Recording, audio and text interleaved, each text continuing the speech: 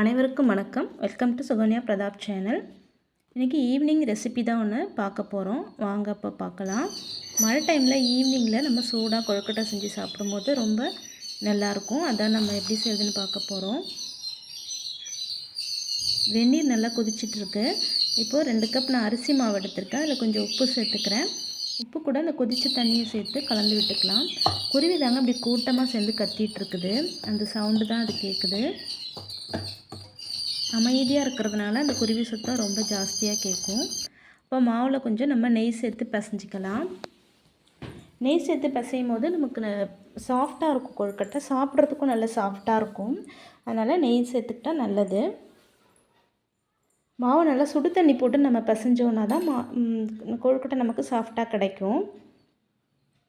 அதை நம்ம மாவு ரெடி பண்ணியாச்சு. இப்போ பூரணத்துக்கு ரெடி பண்ணிக்கலாம். கடலப்பருப்பு எடுத்து நான் ஊற வச்சு வேக வச்சுருக்கேன். ஒரு அரை வேக்காடு வெந்தால் போதும். ஏன்னா அரைக்க தான் போகிறோம். ஒரு ஏலக்காய் போட்டு அரைச்சி பவுடர் ஆக்கிக்கிட்டோம். இது கூட பொடிச்ச வெல்லமும் துருவின தேங்காயும் சேர்த்து நம்ம பூரணம் ரெடி பண்ணிக்கிட்டோம். சிலர் வேர்க்கடலை எள்ளு சேர்ப்பாங்க. எது வேணால் நம்மளோட விருப்பம். நான் கடலைப்பருப்பு பூரணம் தான் செஞ்சுருக்கேன்.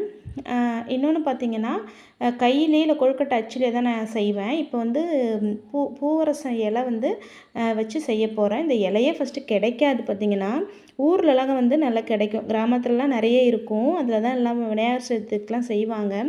ஆனால் இங்கே எங்கள் வீட்டு பக்கத்துலாம் சுத்தமாக இல்லை. நான் தேடி போய் அங்கே தூரமாக ஒரு இடத்துல இருந்துச்சு.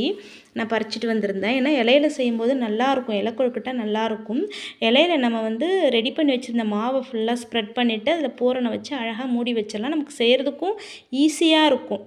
ஃபஸ்ட் டைம் செய்கிறவங்க கூட செய்யலாம். ஈஸியாக இருக்கும். ஏன்னா கையில் எல்லாருக்குமே அந்த ஷேப் வராது. அச்சுலேயும் சிலருக்கு செய்ய தெரியாது. வாழை இலையில் கூட செய்வாங்க. அதுவுமே நல்லா தான் இருக்கும். இது நமக்கு குட்டி குட்டியாக நல்ல ஷேப்பாக கிடைக்கும். ஈஸியாகவும் இருக்கும்.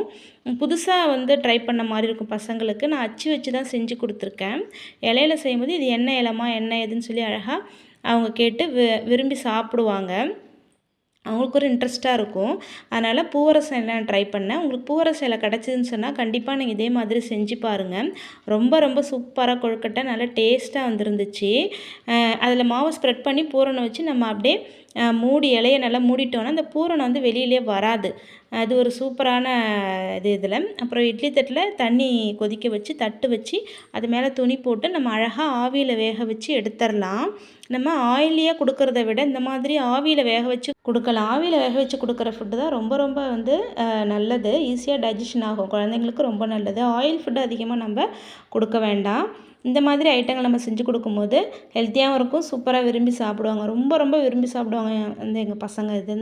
இது புட்டு அந்த மாதிரி ஐட்டம்லாம் ரொம்ப ரொம்ப விரும்பி சாப்பிடுவாங்க. நம்ம எடுக்கும்போது சுடாமல் இந்த இலையோட காம்பு வச்சு கூட எடுத்துக்கலாம். அது இதில் ஒரு நல்ல ஒரு ஐடியா. சூப்பரான பூவரசம் இலையில் கொழுக்கட்டை ரெடி ஆகிடுச்சு. இதே மாதிரி நீங்களும் இலை கிடச்சிதுன்னு சொன்னால் அழகாக ஈவினிங் ஸ்நாக்ஸாக குழந்தைங்களுக்கு செஞ்சு கொடுங்க. செஞ்சு கொடுத்துட்டு எப்படி இருந்துன்னு சொல்லி கமெண்ட்டில் சொல்லுங்கள். இந்த வீடியோ லைக் பண்ணுங்கள், ஷேர் பண்ணுங்கள், கமெண்ட் பண்ணுங்கள், சப்ஸ்கிரைப் பண்ணிவிட்டு பாருங்கள் ஃப்ரெண்ட்ஸ். தேங்க்யூ.